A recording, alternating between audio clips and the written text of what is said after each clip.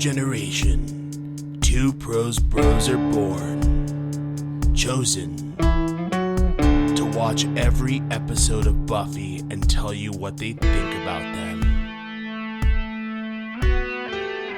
This is the Prose Bros Visit Sunnydale.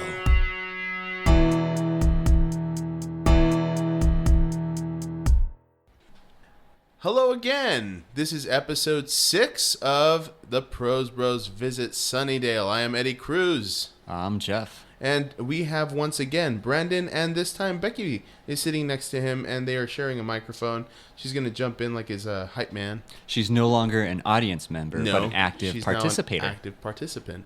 Yeah, man. So we just went and watched another episode called The Pack.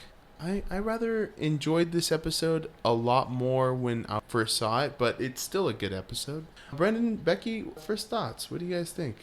I liked it. I'm starting to like Buffy the Vampire Slayer even more and more as I watch into it.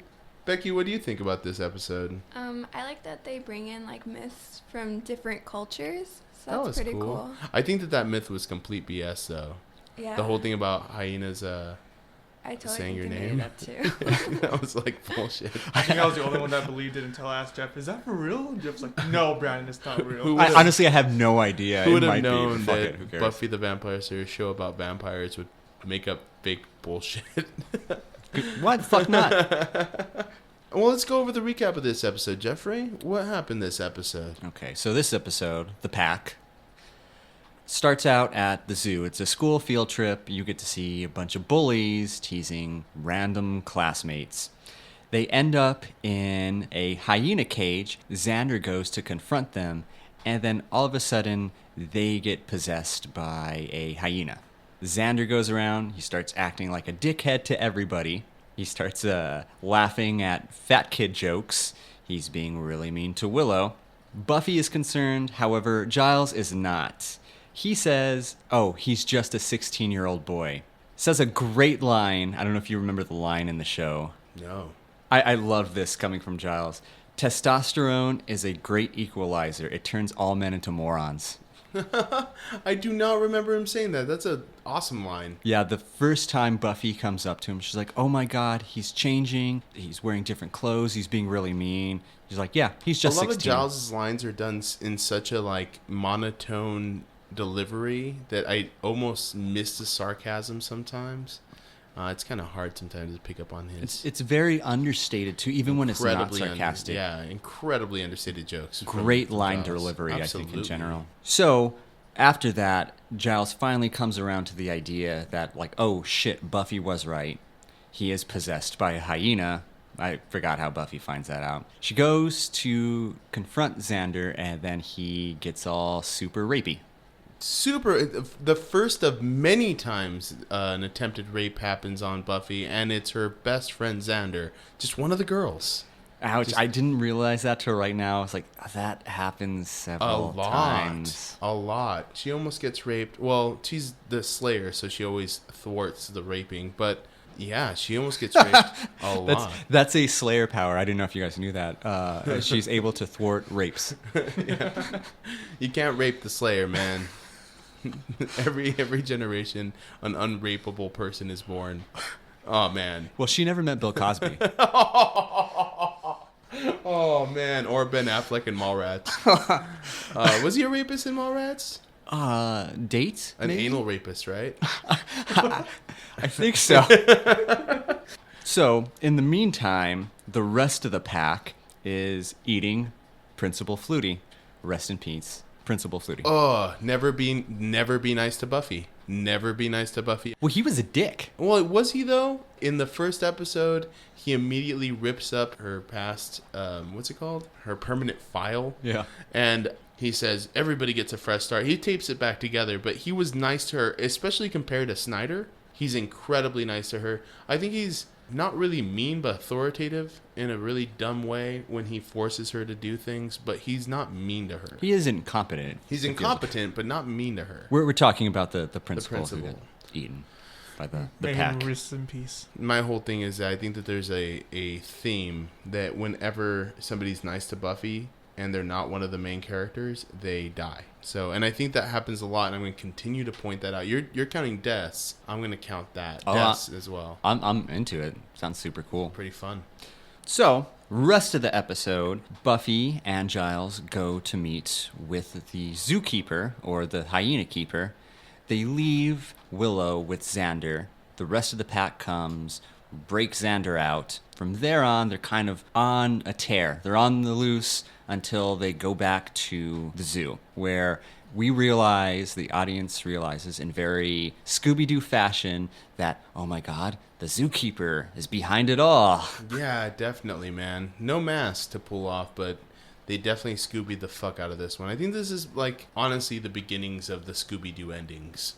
A little bit. Totally. Yeah, I would say that for sure. From there, the zookeeper takes the possession, I guess, from the rest of the pack, takes it upon himself. Buffy throws him over the fucking fence. The hyenas eat him. Yeah. And then it ends with Xander saying he remembers nothing, which in fact that's not true. Well, he tells Buffy and Willow he remembers nothing, and then Giles comes up to him and goes, I didn't read anything in my books about possession having anything to do with memory loss. And he goes, oh, please don't tell anybody. Great way to end it. I thought that was great, even though Xander is this is not a good episode for Xander. This does not put him in a positive light. Well, I was going to ask you about that. How do you all feel about Xander being the bad guy of the episode? Brandon? So this being my second episode, honestly, I'm okay with him being a bad guy. I could see him being a bad guy maybe later on, or maybe not. Honestly, I'll keep watching the episode and see how that goes on. I think it's great so far. I'll see how I feel about that maybe later on. Give you a better opinion. You sound like a college athlete giving an interview. Like, oh, for sure, man. 100%. Xander, bad guy this episode. 100%. Could he be a bad guy later on? Yeah, 110%. 110%. I kind of love your answers right now. I do too. But I think definitely for me, it's different to have Xander as the bad guy. He does a really good job. He does a great Angel impersonation on the smirk. Like, I don't even know if it's impersonation. He almost does a better smirk than Angel. I think he has a better smirk. Yeah, it's pretty ballsy. I think the Anointed Kid from last episode and Xander have better smirks than Angel. Yep. Just like way better smirks. I do see him good as a bad guy in the show. He did a really good job. Pretty good actor on that. Believable though, right? Really Yeah, he was. rapey. Becky? I don't give a fuck. Was that a question? I don't give a fuck. That was awesome. I really thought it was interesting that, like, I feel like kind of his true thoughts came out, like, especially about Willow. I don't know if he likes her. Well, I'm not sure if those are his true thoughts in that sense. Yeah. Because I hope not. I hope He not. wants That was a pretty raper? brutal. well, not Is that what you're to saying? that 'Cause they're, like, extent, the but like whole he thing likes is it- Buffy, and then it just got like to like a greater extent. So maybe he doesn't really like. He was Willow pretty that much. horrible with Willow, but at the same time, Willow and him have the strongest friendship in the show. Mm-hmm. Like, after and before this episode, it's made that they are the strongest bond. They've been together since they were kids, and he really does care about her a lot. And later down the line, he's the only one that can, like, help her through things. Their friendship saves the world. There you go. But yeah, so I don't know. I liked it. It's different watching it now, I think, after seeing the whole series and going back to have him being the first one to try to rape Buffy is pretty fucked up. Having him eat a live pig that looks really cute, that has a helmet on, is really fucked up. And having him hang out with the douchebag squad, which I have to say, like, I just remember bullies in high school being more clever than those guys. Oh, I don't. No? Nah. I remember, like, them at least having good jokes, like, and being like, I can't defend myself against that. Those were all, like, the most pathetic lines that I ever heard. That's what I remembered bullies being like. They would say something stupid. Yeah. Fucking stupid. This episode is definitely a metaphor for bullying. Yeah. I mean, 100%. The entire whole thing is ganging up on somebody that's the weakest. The hyenas are a metaphor Definitely. for bullies in high school. That's the theme of the episode. Yeah, absolutely. Also, eating pigs and trying to rape women. I would say it's a motif. Those are motifs. Yes. I also want to throw this out there. There was a lot of cheating going in that dodgeball scene. I mean, I saw a guy threw a ball, the other team caught it, and he stayed in. What a pussy. I think So Eddie's a stickler for bar rules. Brandon's gonna get that dodgeball rule in. Yeah. Like what goes into a game of dodgeball, and where are they fucking up in this game? If there's anybody who knows dodgeball, it's Brandon. I think Brandon. He's watched the movie 17 times. Yes, I have. I was Joe Jim. We should have him deconstruct that scene from Freaks and Geeks. There you go. We should have you watch Dodgeball 100 times, just like they do that. Have you heard of Worst Podcast Ever? Yeah. It's a podcast where these guys watch what Grown Ups 2 100 times. They do what we just did, except they watch the exact same thing 100 times. Oh, man. And It's pretty funny, man. I The don't guys want to start, watch like, Grown Ups 2 once. There's one where like the guy like really does feel sick and like throwing up after watching it once. He feels so disgusted or whatever. It's just ridiculous. It's pretty fun though. So can I tell you my initial reaction to this episode, seeing again? We were talking about this, and when I saw it, I was like, oh, it's the pack. I remembered that episode, and I remember Xander being the bad guy. And I was like, cool, I like this one. Seeing it again, not so much. No. I feel that there's not a lot of substance, and the message is pretty clear. Yeah, it was obvious. Bullying bad. I also don't like it's a return to the Monster of the Week episode. It's definitely a Monster of the Week episode, but it does, I think, progress the plot in a couple of different ways. I think these early Monster of the Weeks really solidify their friendship. And, yeah, this episode really didn't even do that much. I feel they could have done that with vampires. I think I've read somewhere that there's only 7 or 8 episodes that does not have a single vampire in the episode. This is one of them? Yeah, unless, am I mistaken, but was Angel in this one? No, he was No. not. Okay, so He yeah, was not. this is one of them. And I kind of don't like that. I'd like me some vampires. I mean, it's called Buffy the Vampire Slayer. Yeah. Not the Hyena Slayer. I Which would just be like Buffy the Lion King Part 2. have a question for Becky. How would you like a show called Buffy the Hyena Slayer, and how do you think that would play out? I don't know if that's like a rhetorical question or not. But I don't give a fuck. So, any particularly funny 90s moments you noticed? I- Totally 90s moments. The bros back, the surfer dude from the pilot. Hey, bro. What? The new girl said what? Popping out behind a computer This screen. time What? he asked about a band that at first I was like, did he just mention Russian Circles? I was like, wait, this is 1996 or something. So, but he said Russian something. And I thought that was nice. And having him back he's like a 90s character. Yeah. Long hair, surfer dude. The totally into total music. 90s stock character. Totally, yeah, exactly. Every movie had that guy in it. Did you remember that? Okay, so we watched the first episode. We're like, oh, they need to have him back. Did you remember that he was in another No, fucking I had episode? no idea. And I think that's also because he toned down the whole like, hey, what? What'd you say, bro? Because that guy with the long hair was in another episode. And literally he comes in like a idiot, like, what, bro? And he does the head movement back and forth. His hair is super long.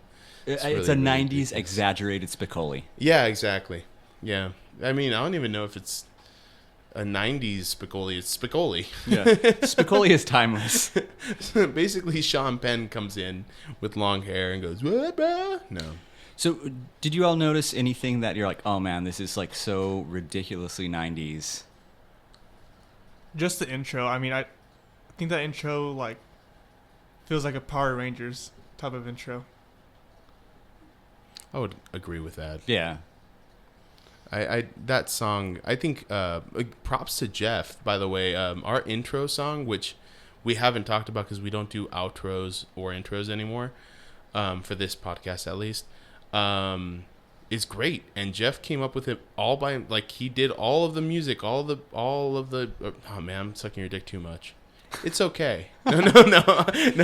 He played all the instruments, and it sounds really, really cool. I mean, it is like 4 notes over and over still, again. man, it's 4 notes that I didn't record. So yeah, man. So Can I just say, like, I do make most of the music on the podcast. no, you can't. because there's a lot of raps that you had nothing to do with. even the intro I did, the Kill Your Idols intro, is you playing. You played on that too. I know, but I didn't write that song or anything. I wasn't there when you guys came up with Bad Can I Gadget. tell you? I didn't write that song either. Oh, did Joey? No. Who wrote that? BA. BA wrote that? Yeah. Oh, that's crazy. He wrote that initial riff. Oh, we used to be in a band, guys. Yeah. Yeah, it was awesome. I would drink a 40 before practice, and then during practice, by the end, I was annihilated. It was awesome. Dude, I'd split like half a bottle of Jaeger. Yeah, I remember. That was crazy. More 90s moments that I noticed. I picked up on Buffy in the first scene wearing a cute little scarf, which I don't think women wear anymore. Like you mean like a neckerchief kind of thing? Like yeah, there's a word for that. Asgard? Is it like the bandana kind of, but like tied? yeah. Yeah. No, I think that's coming back. That's coming back? Yeah. So I could it see was that coming gone, back. and now it's coming Now back. it's coming back. Okay. Yeah. I think the 90s fashion's coming back, right? Yeah, definitely. It's like a 90s resurgence. So there was that. Again, another episode where Xander is wearing a ring. Dudes don't wear rings anymore. Yeah, they do, man. Do they? Yeah. Really? Dude. Like not wedding rings. No. Guys at the bar that I worked with wore like tons of rings. Can I say this about it? Gross. I don't really, you know what? Certain guys can pull it off, and certain I can't. If I wore a bunch of rings, I'd look like a douchebag, you know? I wear a cock ring. Oh, man. Of course you do. Of course you do, Brandon. God damn it, Brandon. So there we go. An acceptable ring to wear, according to Brandon. As far as like the 90s motifs go, I think it's pretty fun to watch this in that scope. Because I remember in the 90s, I thought the 80s were the worst as far as fashion went. And I thought that the 90s were good. But getting out of the 90s and realizing all the stupid trends that were there, the 90s were probably the worst fashion decade ever. I don't know, man. Like puffy jackets, overalls that were shorts, that you only wore one overall. Remember? Yeah. Fucking t-shirts that were hypercolor that if you washed them, that wouldn't be anymore. They changed colors. I remember really wanting like this puffy 49ers jacket. Yeah. Like, I want one. I never got one. Good, because they were like $70, man. Dude, my mom couldn't afford that shit. For my mom either, man. I remember I was like, I want the Reebok pumps, and she got me the LA Gear pumps, and those were dope. They still worked, but I did have a Dallas Cowboys jacket, like the puffy ones. So that was that was still a thing into the 2000s ish, or that was when you were a kid. No, I was in the 90s. Okay. that was pretty. Yeah. I'm a child of the 90s. I like the 90s, but the fashion was dreadful. So yeah, Eddie, did you notice any specific Slayer inconsistencies in this episode? Yeah. You know why? Because she couldn't get Xander off of her. Like, how easy would it be to throw a 16-year-old boy off of you that has no powers at all, and he's pinning her down? Giles did say in the episode they have the equivalent strength almost to Buffy individually. Really? Yes. Oh, I didn't even... Man, I didn't listen to anything Giles said this episode. I was actually kind of distracted. I've seen this episode a lot, so I was like, I got this. You're just like Buffy. Don't listen to Giles. He has some nuggets, man. He has some good nuggets there. Other than that, there's always inconsistencies like from scene to scene, but that was the only one I really noticed. Another question for you. Did you enjoy this episode? No. Right now when we watched it, like you said, I enjoyed it the first time we watched it. I watched it, and I enjoyed it a couple of times, but all those times I watched it over again in the first season, I wasn't really paying attention. They were kind of in the background if I was doing something or something like that. And this time, actually trying to watch this episode, number one, knowing what happens, and number two, there weren't that many jokes. There wasn't a good episode kind of substance there. There was nothing really to go off of. It was just like, this happens, and it just kind of trails, follows suit all the way to the end. Yeah, while we were watching, I was like, man, there's really nothing going on. Yeah, like the dialogue's really thin, but yeah, it wasn't a great episode. And I feel it has its moments. It does. The Giles, end for the most is part, one of them. Yeah. That scene with the dodgeball coach, it was like, I love this brutal sport, or whatever he did in that creepy voice. That was pretty cool. I liked that. I did like Xander as the bad guy. Overall, pretty shat episode. How do you feel, Rebecca's, a.k.a. Becky Possum? I liked it. Maybe it's because I haven't seen that many to like compare it to, but I liked it. We don't make the show, so if you're like, fuck this show, I hated it, it's okay. No, it was okay. I think it was okay. What about you, Tim Tebow? Is that a football player? Yes, that is. Well, Okay. not anymore. Oh no. No, Tim Tebow resigned from Broncos because he sucked, and they made him as an announcer. Oh wow. I really know nothing about sports. And Guys. Brandon, I don't even think he's an dropping those announcer knowledge anymore bombs. either. Wow. Yeah. That's really sad. Anyway, what do you think about this episode, man? It was a good episode. I'm still trying to get into the show. I like it. It's not as something I would want to watch immediately like Game of Thrones, but something where I would like, oh, you know what? I'll keep giving it a shot, watching it over and see if I can get really, really into it. But so far, I'm enjoying the show. Yeah, it's at this point it has potential. This episode I think was rough, but it's definitely something I feel it's like, oh, okay, it's piqued my interest enough to see where it goes. I do want to see some vampires getting killed, so hopefully next episode. Yeah, man. No vampire kills? That would no vampire kills. Speaking of which, are we on to kills yet? Yeah. Oh damn. To this episode, Principal Flutie Aw, rest in peace. and the hyena keeper. That's And right. I guess, I mean, it's not a person, but poor little pig. I knew you'd throw that in his face.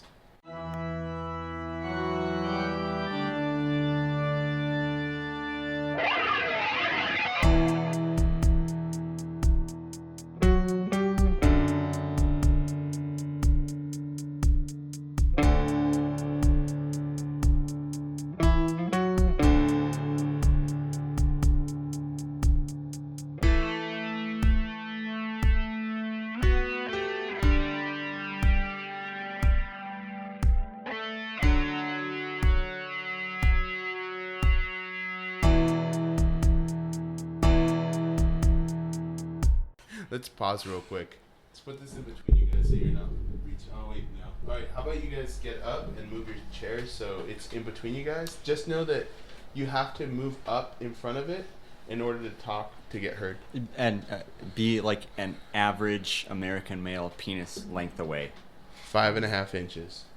I think it's actually You don't, less than that. you don't have to do that. You don't have Did to you see that? Yeah, I saw that. That's a total fucking Eddie Cruz move right there. That was definitely me. I used to fillet this thing. You would grab it. That's part of the reason why we have the pop screens. It's for pops, but at the same time, It's just so also 'cause Eddie I doesn't wouldn't start, like- sucking the dick. And the sounds he made was honestly kind of disgusting, I Pretty think. gross. This is all going on the end of an episode. All right, let's get back to it.